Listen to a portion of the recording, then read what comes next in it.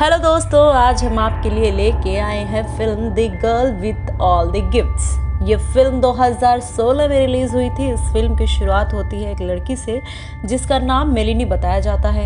ये लड़की कैद में बंद होती है, इसके साथ ही वो व्हील चेयर से बंधी नजर आती है। इसके बाद उससे और उस जैसे कई कैद बच्चों को कुछ सैनिक लेने आते हैं और वो उन्हें एक कमरे में पढ़ने के लिए ले जाते हैं। क्लास में पहुंचने के बाद एक टीचर को दिखाया जाता है जो इन बच्चों को पढ़ाती है।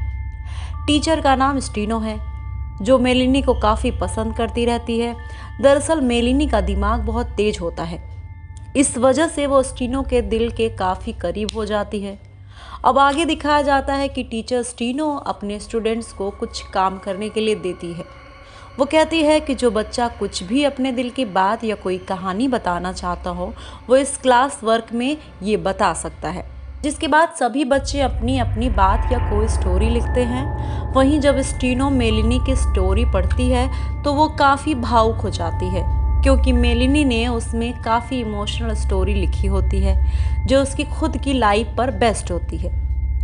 इसके बाद वो उसके सर पर हाथ फेरने लगती है, जिसे एक सोल्जर देख लेता है और वो उसे इसके लिए डांटने लगता है। इसके बाद वो सैनिक एक बच्चे के सामने अपने हाथ को लेके आता है। उसकी खून की खुशबू को सूंघते ही बच्चा अपना आपा खो देता है और अजीब सा रिएक्ट करने लगता है। उसे देखने के बाद वहां मौजूद सारे बच्चे वैसा ही बिहेव करने लगते हैं। इसे देख स्टीनो को काफी गुस्सा आता है। थोड़ी देर बाद वो मेलिनी से मिलने उसके रूम में जाती है और उसकी स्मेल आते ही मेलिनी भी उन बच्चों के जैसे काटने वाला रिएक्ट ही करने लगती है। इसे देख टीचर बेहद डर जाती है। मेलिनी उसे वहां से भागने के लिए बोलती है। वहीं स्टीनो वहां से बाहर भागकर दरवाजे को बाहर से बंद कर लेती है। बाहर जाने के बाद स्टीनो अपने शरीर पर एक जेल लगा लेती है। अब एक सीन में नजर आता है कि मेलिनी से मिलने सैनिक सॉर्चेट आता है और उसे ऐसी जगह ले जाता है जहां वो दोनों एक लोहे के तारों से घिरे एक गोले में रहते हैं, जिसके बाद हजारों ज़ॉम्बी मौजूद होते हैं। इसके बाद वो सैनिक उसे डॉक्टर कैलरीन के पास ले जाता है, जो मेलिनी को एक इंजेक्शन लगाती है। इस दौरान वहां स्टीनो भी आ जाती है और वो उन्हें रोकने लग जाती है, लेकिन वो कामयाब नहीं हो पाती है। उसे सैनिक पकड़कर बाहर ले जाते हैं। वहीं वहां अलार्म बजने लगता है और पता चलता है कि ज़ॉम्बीज़ के एक बड़े झुंड ने उन पर हमला कर दिया है। इस हमले में एक ज़ॉम्बी डॉक्टर सैल्की को काट लेता है, जिसके बाद वो इन्फेक्टेड हो जाती है और ज़ॉम्बी बन जाती है। वो अब डॉक्टर कैरोलिन पर हमला करने की कोशिश करने लगती है, लेकिन जैसे तैसे कैलरीन अपनी जान बचाकर वहां से भाग जाती है। अब सैल्की मेलिनी के पास पहुंच जाती है, फिर भी वो उस पर अटैक नहीं करती है, क्योंकि मेलिनी इंसान नहीं होती, बल्कि आधी इंसान और आधी ज़ॉम्बी होती है। अब इस घटना के बाद मेलिनी वहां से निकलने में कामयाब हो जाती है और वो उस घेरे में पहुंच जाती है जहां इंसान और ज़ॉम्बीज़ के बीच में काफ़ी बड़ी फाइट चल रही होती है। उसे स्टीनो दिखाई देती है, जिसे दो सैनिक मार रहे होते हैं।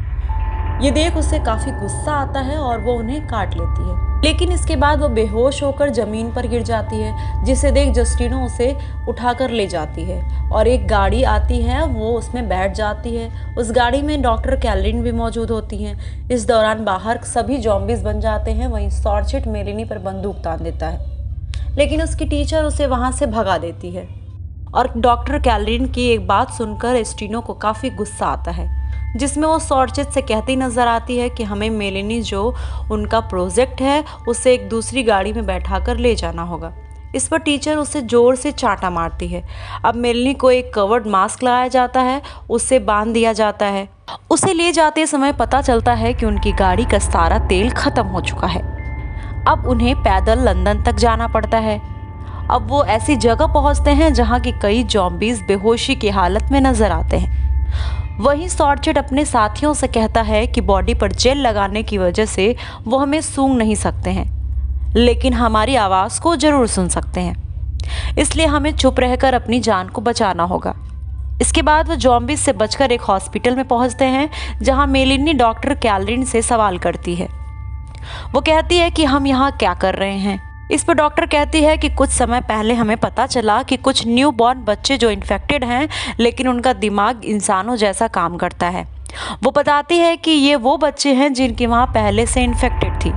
मेलिनी को खाना का इंतज़ाम करने के लिए बाहर भेजा जाता है, जहाँ उसे एक बिल्ली नज़र आती है और वो उसे काट कर खा लेती है। अब इसके बाद उसे एक कुत्ता मिलता है जिसे वो ज़ॉम्बीज़ के पास ले जाती है। कुत्ते की आवाज़ सुनकर सभी उसके पीछे भागने लगते हैं और अब मेलनी के साथ के लोगों के लिए रास्ता साफ हो जाता है और वो लोग मेलनी को फिर से मास्क लगाकर उसके साथ बाहर चले जाते हैं। और वो लोग एक ऐसी जगह पहुंचते हैं जहां उन्हें कई मरे हुए ज़ॉम्बीज़ दिखाई देते हैं। उन्हें देखकर काफ़ी घिनौना सा लगता है क्योंकि उनके ऊपर एक अजीब टाइप का फंगस लगा हुआ होता है और ये नज़ारा पूरे शहर में देखने को मिलता है। इसके बारे में कैथरीन बताती है कि जब बहुत सारे ज़ॉम्बी एक जगह पर झुंड बनाने लगते हैं तो उनका शरीर एक फंगस के रूप में बदलने लगता है। वो ये भी बताती है कि ये फंगस बढ़ने के बाद वायरस के रूप में बदल जाएंगे। इनके शरीर पर गंध जो भी सूंघेगा वो ज़ॉम्बी बन जाएगा। इसके बाद कैथरीन अपने साथियों को एक मोबाइल लैब में लेके आती है जिसको कैथरीन की टीम ने ही तैयार किया था। ये लैब पूरी तरह से सेफ थी और इसमें ऐसा लॉक लगाया गया था जिसे कोई ज़ॉम्बी नहीं खोल सकता था। यहाँ पहुँचने के बाद सभी को तेज भूख लगी होती है और स्टीनो खाना खोजती है, लेकिन उसके हाथ नाकामी के अलावा कुछ नहीं लगता है। मेलिनी शॉर्टशट को बताती है कि वो बहुत भूखी है। उसकी बात सुनकर वो उसे शिकार करने के लिए बाहर भेज देता है। बाहर जाने के बाद मेलिनी को एक कबूतर नजर आता है और वो उसे मारकर खा लेती है। कबूतर का भोजन करने के बाद मेलिनी एक ऐसे प्लेस पर पहुंचती है जहां सेम उसकी तरह ही कई हाइब्रिड बच्चे दिखाई पड़ते हैं। मेलिनी की तरह ही आधे इंसान और आधे ज़ॉम्बी थे।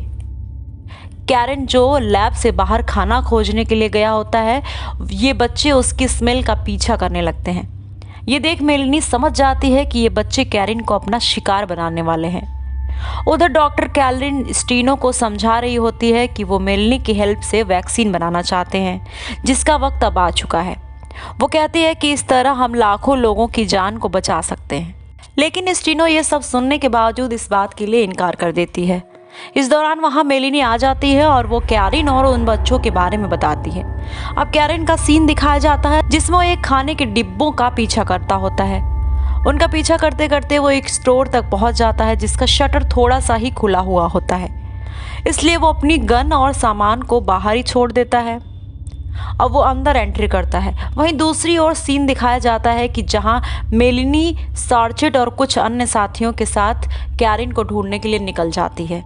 इसके बाद सीन शिफ्ट होता है कैरन पर, जो स्टोर के अंदर होता है। उस पर कई हाइब्रिड बच्चों ने हमला कर दिया होता है और देखते ही देखते वो सभी उसे अपना भोजन बना लेते हैं और मेलिनी और साथी भी वहां पहुंचते हैं, लेकिन वो भी उन हाइब्रिड बच्चों के प्लान का एक हिस्सा होता है।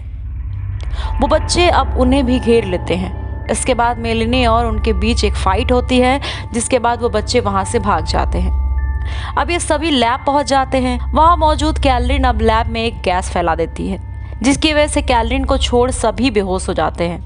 इसके बाद डॉक्टर मेलिनी को घसीट कर ऑपरेशन के लिए ले जाती है। अब ये सच सामने आता है कि डॉक्टर कैथरीन को एक ब्लड इन्फेक्शन है और इस सच का मेलिनी को पता लग जाता है, जिसके बाद वो कहने लगती है कि तुम मेरी मर्जी के बिना मुझे छू भी नहीं सकती हो। लेकिन डॉक्टर उसे इमोशनल ब्लैकमेल करने लगती है। फिर भी उसकी साजिश को मेलिनी भांप लेती है, उसे मना करके वहाँ से भाग जाती है। इसके बाद कैथरीन उसका पीछा करने लगती है। उसे भागने के दौरान हाइब्रिड बच्चे उसे देख लेते हैं और उसे सभी मिलकर मार देते हैं। अब सीन शिफ्ट होता है मेलिनी पर, जो उस जगह पहुंच जाती है जहां ज़ॉम्बीज के फंगस होते हैं। वो उनमें आग लगा देती है, लेकिन मौजूद वायरस हवा में उड़ने लगते हैं। इस बीच वहां शॉर्टशट आ जाता है और उसकी हालत ख़राब होने लगती है। इसके बाद वो मेलिनी से बोलता है कि वो उसे गन से शूट कर दे। वो धीरे धीरे बदलने लगता है और मेलिनी उसे मार देती है। अब वो लैब पहुंचती है और देखती है कि स्टीनो को होश आ गया है। दोनों लैब की कांच के आर पार एक दूसरे को देखते हैं और मेलिनी ठान लेती है कि उन हाइब्रिड बच्चों को वो कंट्रोल करना सिखाएगी। वो इस काम में कामयाब भी हो जाती है। अब यही फिल्म की समाप्ति होती है। अब हम मिलेंगे एक नया वीडियो के साथ, तब तक आप अपना ख्याल रखिए। नमस्ते।